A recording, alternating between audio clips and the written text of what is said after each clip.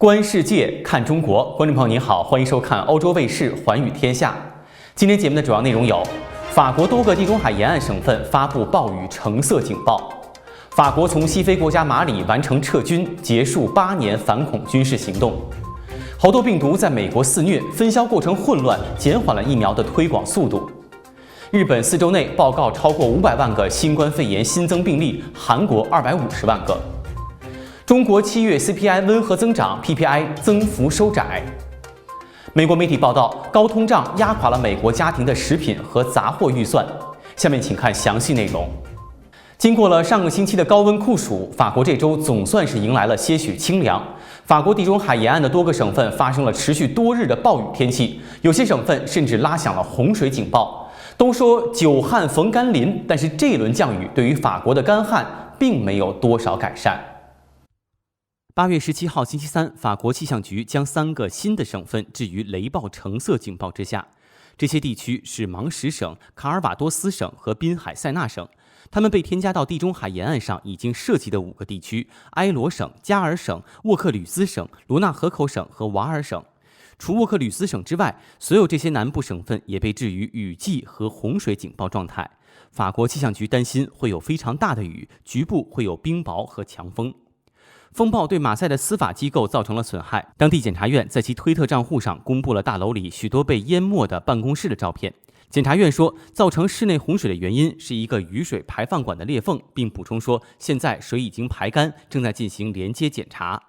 波尔梅斯莱米莫萨斯市政厅推迟了纪念从德国占领下解放的仪式。爱丽舍宫宣布，阿马纽尔·马克龙本应在周三出席的瓦尔省解放78周年纪念仪式因风暴而被迫推迟到周五。在赫罗特和加德，法国气象局预计降雨强度非常高，在很短的时间内可能达到80毫米。在一次新闻发布会上，法国气象局的预报员说，在当地我们可能会在静止的雷暴中看到超过100到130毫米的降雨。在周三上午的瓦尔省，风暴可能与强劲的阵风和气旋现象有关。法国气象局预测，它们将伴随着强降雨，局部地区的降雨量在短时间内将达到80毫米，并伴有冰雹和80至100公里每小时的强劲阵风。这周，法国终于从西非国家马里完成了撤军，从而结束了8年的反恐军事行动。在这8年期间，马里军事行动一直饱受诟病，如今总算是画上了句号。撤军之后，法国军队将继续留在非洲打击恐怖主义。8月15号，法国军方表示，该国所有部队已于当日撤离西非国家马里。根据法新社8月15号报道，法国军方在一份声明中表示，巴黎时间8月15号13点，驻扎在马里的新月形沙丘行动最后一支部队离开了马里，进入尼日尔。法国方面称，法国军队将继续在非洲和国际社会的支持下，在非洲萨赫勒地区打击恐怖主义。报道指出，2014年，法国在萨赫勒地区展开新月形沙丘军事行动，派遣士兵与该地区的国家一起打击恐怖主义。2021年6月，法国总统马克龙称，法国将减少在该地区的兵力部署，转而为当地军队的反恐行动提供支持。2022年2月，马克龙称，因马里当局的多重阻挠，法国已经无法与其保持军事接触。马里当局的态度迫使法国撤军。报道称，在高峰时期，新月形沙丘行动一度在萨赫勒地区部署了5100名人员。法国军方称，在法军完全撤出马里后，还将有2500名法方士兵留在该地区，其中超过1000人将留在尼日尔。美国成为猴痘疫情最严重的国家，然而最近有媒体指责美国政府疫苗推进措施不力，由于分销环节出现了比较严重的问题，使得一些州无法及时拿到疫苗。更可惜的是，一些疫苗就直接坏在了运输途中。纽约时报周一的一篇报道说，联邦政府的混乱管理正在放缓美国猴痘疫苗的推广步伐。根据美国疾病控制和预防中心的最新数据，截至周五，美国全国共报告了11177个猴痘病例。纽约的病例最多，有2295例，其次是加利福尼亚有1945例，佛罗里达有1085例。到目前为止，美国的猴痘病例数是世界上最高的。据《纽约时报》报道，随着美国的猴痘病例不断迅速攀升，美国50个州中至少有20个州的卫生官员对疫苗的分配和交付提出抱怨。报告显示，约有5000剂猴痘疫苗被错误地运到俄克拉荷马州、田纳西州和密西西比州，然后才到达预定的佛罗里达州。报道说，在明尼苏达州，一批800剂疫苗被宣布为无法使用，因为它们的运输过程超过了96小时的存活窗口。新冠疫情依然在亚洲肆虐，尤其是日本和韩国，单日新增确诊病例的数量一直在飙升。尤其是日本的一些大都市已经明显感到了医疗资源的紧张和压力。日本和韩国登记的新冠肺炎新病例数一直在激增，因为这两个国家在过去28天里的新确诊感染病例分别排在世界第1和第3。约翰霍普金斯大学发布的数据表明，位居榜首的日本在过去28天里记录了500多万新的新冠肺炎确诊病例，而排在美国之后的韩国在此期间出现了250多万例新感染病例。根据日本广播公司的统计数据，该国每天记录的新冠肺炎感染病例为17万8356例，同一时间有153个新的死亡病例。新报告的感染病例数使总数达到了1567万3438例，全国范围内有3万5202人死亡。新冠疫情的重新出现严重挑战了日本的医疗系统，因为千叶县、神奈川县和冲绳县80%以上的病床被占用。韩国在过去24小时内报告了11万9603例新的新冠肺炎确诊病例，使确诊病例总数达到2135万5958例。